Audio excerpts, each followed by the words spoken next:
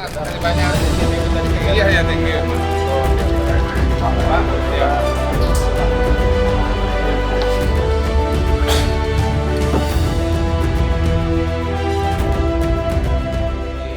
Terima kasih kepada Kepala Staf Kepresidenan Bapak Muhammad Kodari yang telah mengundang kami secara langsung. Tentu saya sangat mengapresiasi apa yang dijalankan oleh Bapak KSP dan jajarannya bersama Badan Komunikasi Presidenan untuk menghadirkan forum yang menjadi platform yang baik untuk bisa saling membagikan informasi termasuk kebijakan, sekaligus kita bisa mendapatkan feedback dari lapangan, tentunya melalui teman-teman media, jurnalis yang saya banggakan.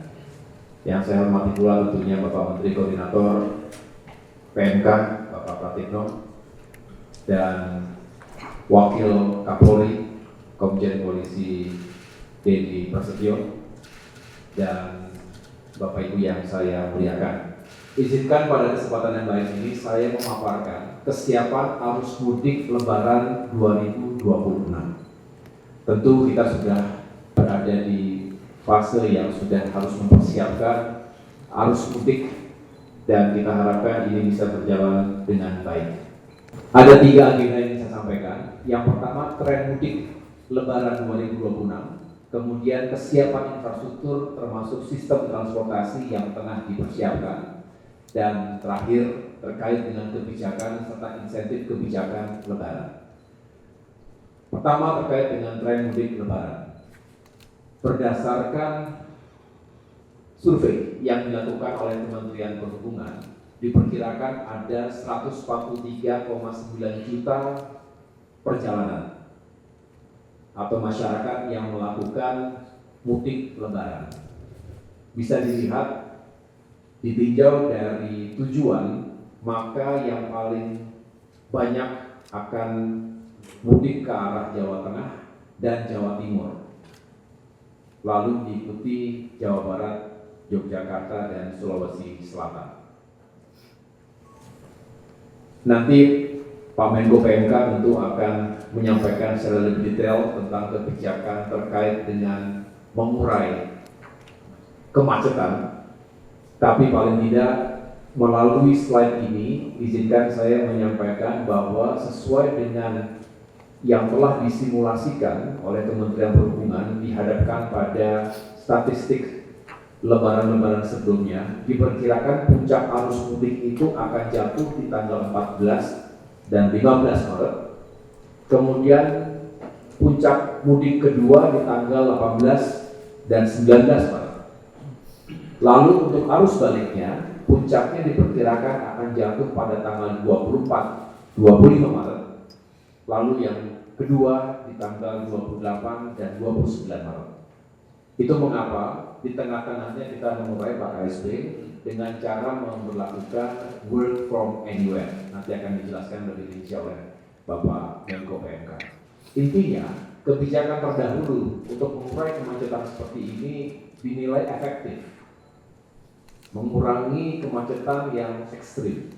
Lalu dihadapkan dengan moda transportasi yang digunakan, ini top 10-nya seperti ini. Tetap yang sangat dominan adalah menggunakan mobil pribadi, diperkirakan 52%-nya sendiri.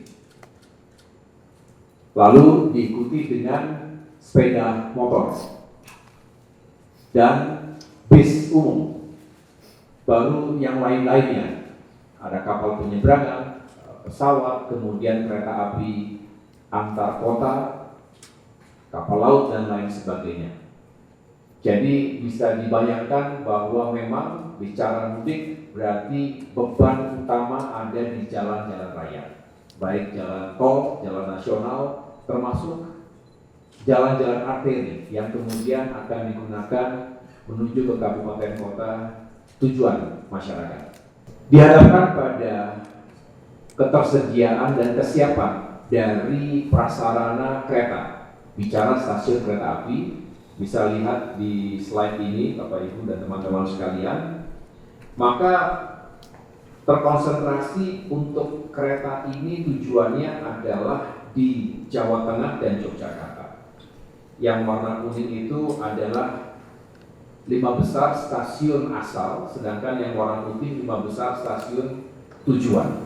Bisa dilihat tentu kalau di Jakarta paling besar di Pasar Senen, kemudian diikuti Gambir, lalu untuk Jawa Barat sendiri mulai dari Bekasi, Cikarang sampai dengan di Bandung.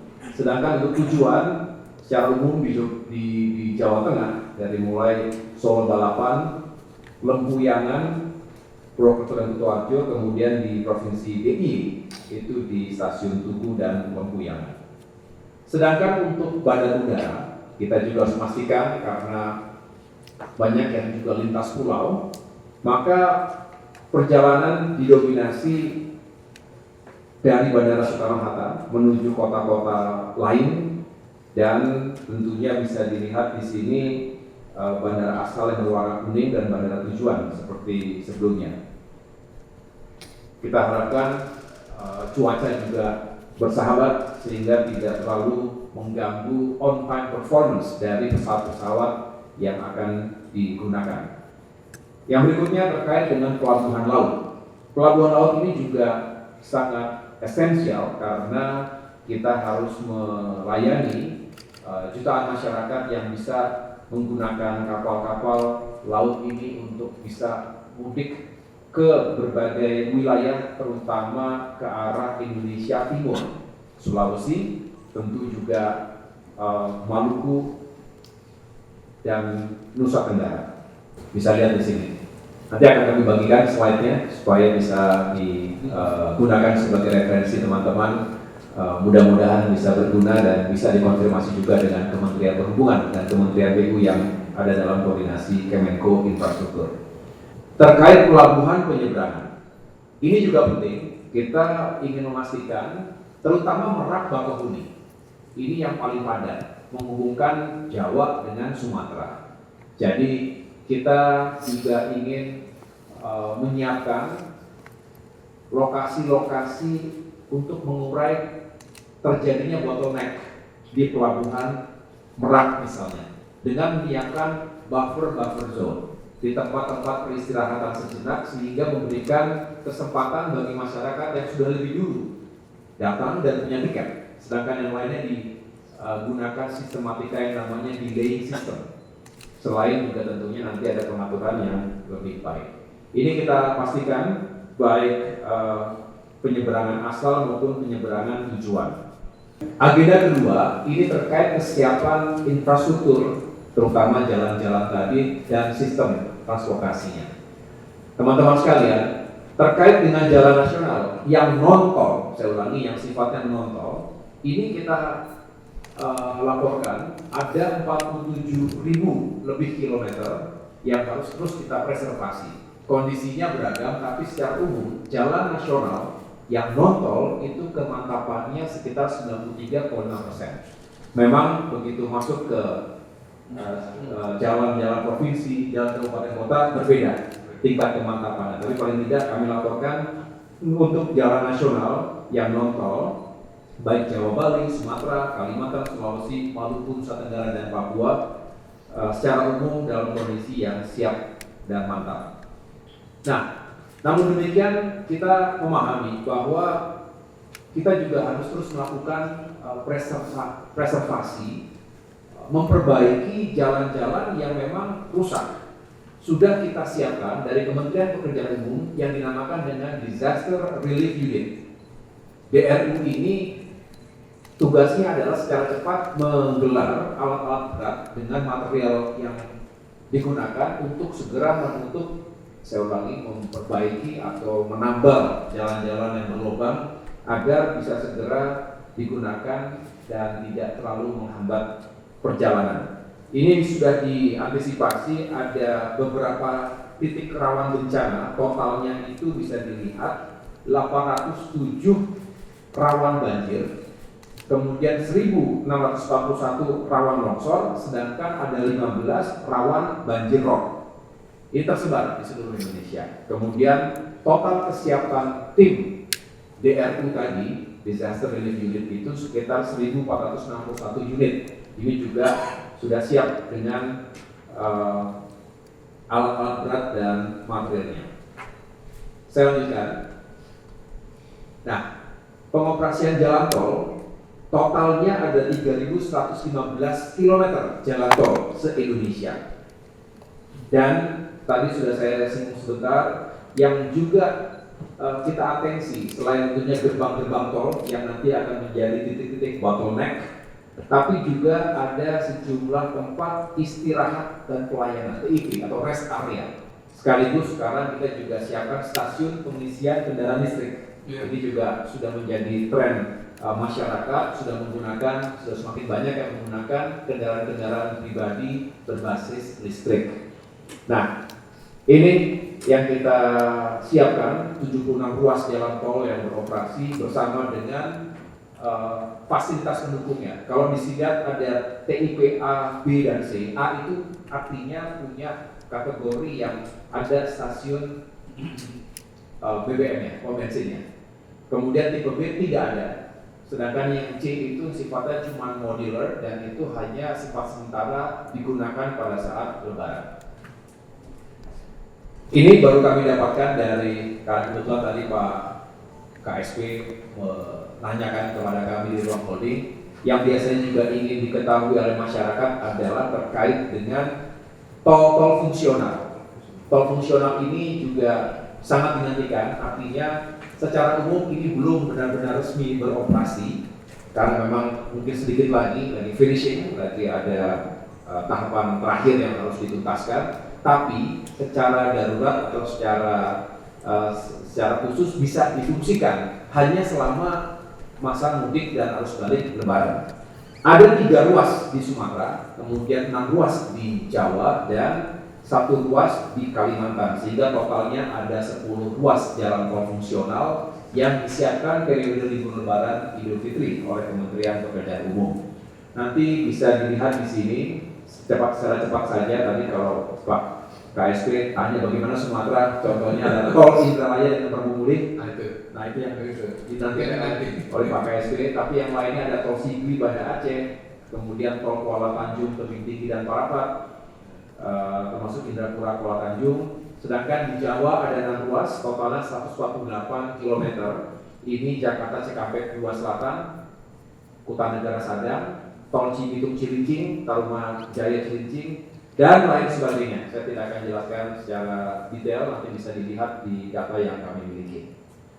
Saya lanjutkan. Untuk kesiapan sarana dan prasarana, kita kategorikan paling sederhana dengan transportasi darat, laut, dan transportasi penyeberangan. Bisa dilihat di sini bagus sekalian. Kita menyiapkan 31.000 lebih bis dengan kapasitas tempat duduk 1,2 juta.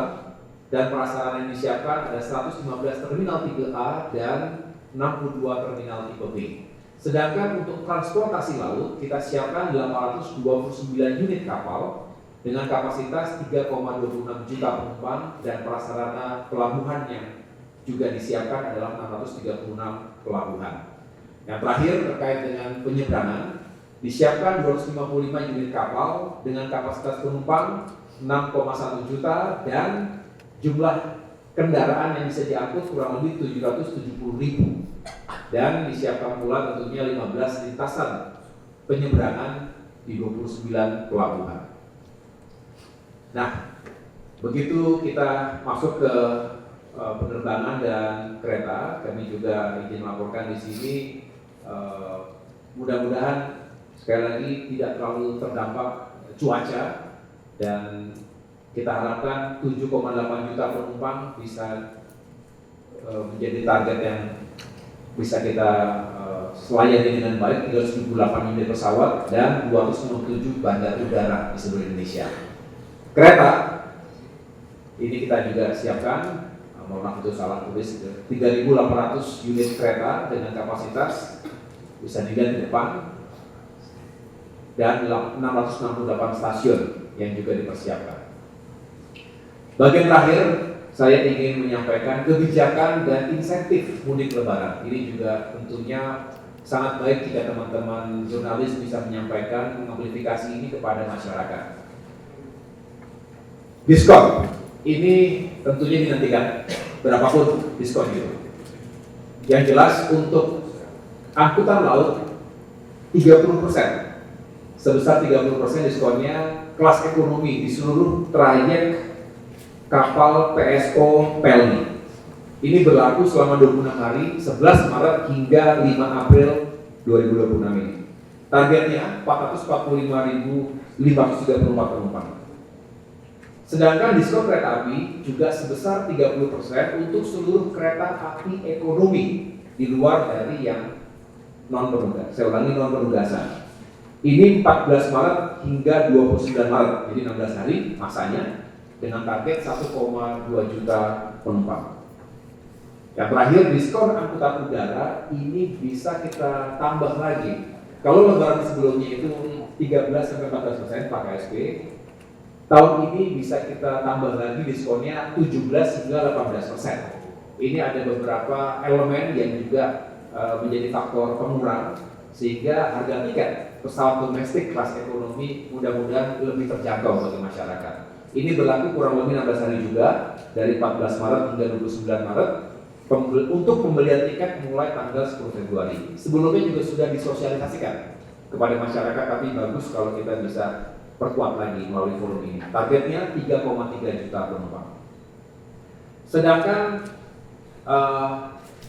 diskon tarif angkutan penyeberangan ini 14 pelabuhan penyeberangan ASDP menerapkan 100% diskon jasa ke pelabuhan atau setara jika agregat jika di tarif terpadunya kurang lebih 21,9% untuk masa tanggal 12 hingga 31 Maret. Ini bisa dilihat tentu sekali lagi Merak Bakahuni, Ketapang Gilimanuk, Kayangan Poto Tanto, dan lain sebagainya. Mudah-mudahan ini juga memberikan keringan bagi masyarakat. Bapak Ibu dan teman-teman sekalian, untuk tarif pada ruas jalan tol selama masa lebaran ini juga diberikan diskon 30% di 25 ruas jalan tol. Periodenya bisa dilihat 15 hingga 16 serta 26 hingga 27. Ini lagi-lagi dengan semangat kita mengurai kemacetan, diberikan diskon di tanggal-tanggal tersebut sehingga kita bisa mengurai kemacetan sehingga tidak semua tertumpuk pada puncak-puncaknya tadi. Bisa dilihat di slide ini. Sebelum tentunya kami menyerahkan kembali kepada Bapak KSP, kebijakan mengurai kepada arus mudik ini tentunya benar-benar merupakan sebuah sinergi dan koordinasi lintas sektor. Terutama terima kasih juga kepada jajaran Polri, terutama Kakor Lantas Polri yang setiap saat bersama-sama kami dengan Kementerian Perhubungan untuk memastikan agar pembatasan operasional angkutan barang ini juga bisa menjadi solusi yang efektif. Angkutan barang terutama dengan 3 suku atau lebih, kemudian kereta tempelan atau kereta gandengan. Kemudian angkutan barang yang digunakan untuk mengangkut hasil galian, baik tanah, pasir, batu, dan hasil tambang, serta bahan bangunan seperti besi, semen, dan kayu. Ini juga kita batasi operasinya. Dan angkutan yang dikecualikan karena ini esensial, yaitu BBM, BBG, hewan ternak, pupuk, bantuan korban bencana alam, dan barang-barang pokok, karena ini tidak bisa ditunda. Tadi kami sudah sebutkan ada metodologi delaying system pada pelabuhan-pelabuhan penyeberangan. Ini juga diharapkan bisa mengurai bottleneck dan kepadatan ekstrim yang harus kita hindari. Demikian yang dapat saya sampaikan. Sekali lagi terima kasih atas kesempatannya. Saya mengucapkan selamat berkumpul dengan keluarga. Mari utamakan keselamatan dan kenyamanan, bukan hanya untuk diri sendiri tapi juga untuk masyarakat lainnya. Terima kasih. Wassalamualaikum warahmatullahi wabarakatuh.